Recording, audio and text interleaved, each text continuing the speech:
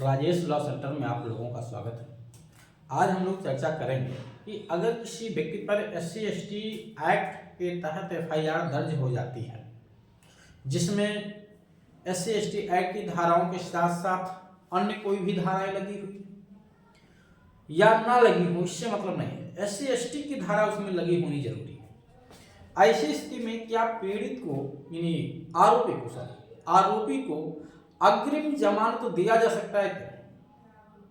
तो माननीय सर्वोच्च न्यायालय का एक महत्वपूर्ण फैसला इस पर आया है। अभी 2024 का ये एक महत्वपूर्ण केस है, जिसमें सर्वोच्च न्यायालय ने कहा है कि SC/ST एक्ट के तहत FIR होने पर भी अग्रिम जमानत जो है मंजूर की जा सकती है। यानी अग्रिम जमानत पे पूर्ण छूट या अग्रिम जमानत पे पूर्ण प्रतिबंध नहीं। वो केस क्या है, क्या था फैक्ट उसमें, ठीक है, और SC/ST एक्ट का प्रोविजन क्या कहता है, साथ ही साथ जो हमारी पुरानी CRPC या नई BNSS हो गया, इसके प्रोविजन क्या कहते हैं, मैं सभी को एक एक करके आपको वन बाय वन बताऊंगा यहाँ पे। हाँ, किसी भी व्यक्ति को कोई भी लीगल जानकारी लेना है, चाहे वो SC/ST एक्ट से जुड़ा हुआ हो या अदर कोई भी कानून, उत्तराधिकार का मामला है, अन्य कोई आपराधिक मामला, पॉक्सो का है, तो आप इस दिए गए नंबर पर संपर्क करके अपनी सुविधा अनुसार जानकारी ले सकते हैं। हाँ, उसकी जो रिजनेबल फीस होगी वो आपको जमा करना पड़ेगा। आइए सबसे पहले यहाँ देखते हैं कि अगर किसी व्यक्ति पर SC/ST एक्ट लग गई है तो उसे अग्रिम जमानत मिलेगी या नहीं मिलेगी, ये एक बड़ा प्रश्न है। ठीक,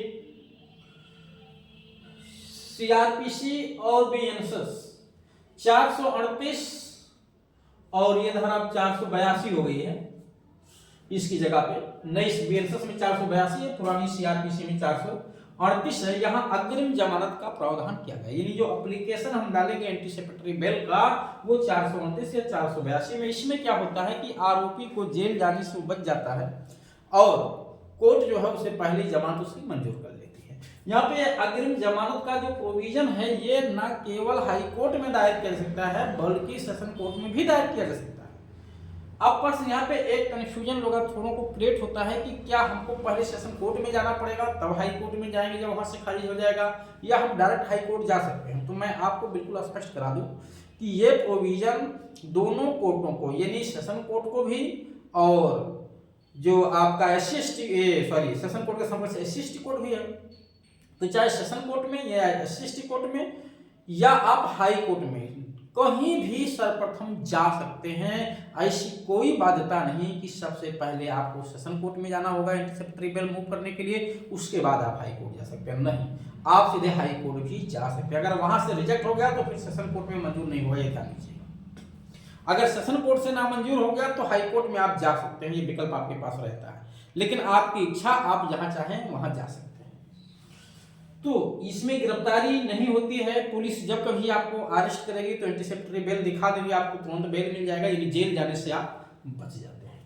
अब जो SC/ST एक्ट है इसकी धारा 18 है, SC/ST एक्ट 1989 की धारा 18 में साफ साफ कहा गया है कि भारतीय दंड प्रक्रिया संहिता की धारा 438 SC/ST एक्ट पे अप्लाई नहीं, यानी धारा 438 का जो प्रावधान है वो SC/ST एक्ट पर लागू नहीं होगा, साफ साफ यहां पे लिखा हुआ है। दूसरा, SC/ST एक्ट में जब 2008 में संशोधन किया गया तो धारा 18 क जोड़ा गया और इस 18 का में जहां पे लिख दिया गया है कि FIR लॉन्च करने से पहले कोई प्रीवियस इंक्वायरी की आवश्यकता नहीं है, उसी की उपधारा 2 में ये बात साफ साफ फिर से लिखी गई है। एक बार 18 में लिखने के बाद फिर से 18 का में 2 में ये बात पुनः फिर से लिखी गई कि SC/ST एक्ट पे धारा 438 CRPC लागू नहीं होगा,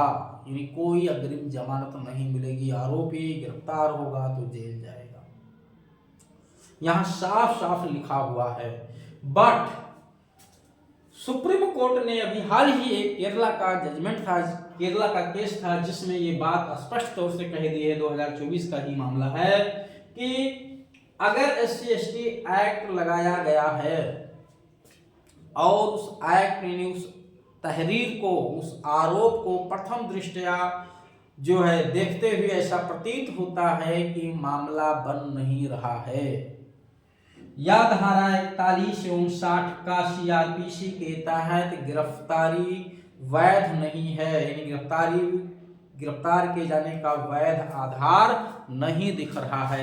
यानी आप सीधे सीधे कहिए कि ऐसे साक्ष्य आपके पास मौजूद हैं जिससे ये दर्शित हो रहा है कि जो आरोप लगाया गया है वो प्रथम दृष्टया गलत दिख रहा है। वहां पे सुप्रीम कोर्ट ने साफ साफ कहा है कि एंटीसिपेटरी बेल अलाउ की जा सकती है।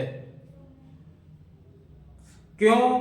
क्योंकि फिर तो प्रश्न ये था कि तब जब यहाँ पे मना है तो कैसे लागू की जा सकती है। तो सुप्रीम कोर्ट ने इस प्रोविजन को स्पष्ट तौर से कहा इस केस में कि ये प्रोविजन एंटीसिपेटरी बेल पे पूर्ण प्रतिबंध नहीं लगाते हैं, एब्सोल्यूट रिस्ट्रिक्शन नहीं लगाते हैं इस पे।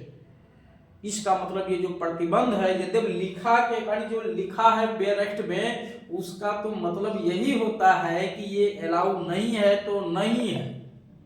अब इसमें कोई ये गुंजाइश नहीं कि नहीं अलाउ हो भी सकती, लेकिन भाई सुप्रीम कोर्ट को व्याख्या करने की पावर है, तो सुप्रीम कोर्ट ने व्याख्या करके इस धारा को कमजोर बना दिया है। ध्यान दीजिएगा, SC/ST की धारा 18 या 18 का की उपधारा 2 को कमजोर कर दिया है। कमजोर का मतलब है कि कह दिया कि ये पूर्ण प्रतिबंध नहीं लगाती है, जबकि लिखने के कार्य तो पूर्ण प्रतिबंध लगाते हैं, लेकिन कोर्ट ने यह व्याख्या करके जोड़ा कि पूर्ण प्रतिबंध नहीं लगाते हैं। अतः प्रथम दृष्टया अगर आरोप गलत दिखाई दे रहा है तो उसमें एंटीसिपेटरी बेल मंजूर की जा सकती है। मेरे समझ से भी जजमेंट हद तक ठीक भी है, बट दुरुपयोग ना हो इसका।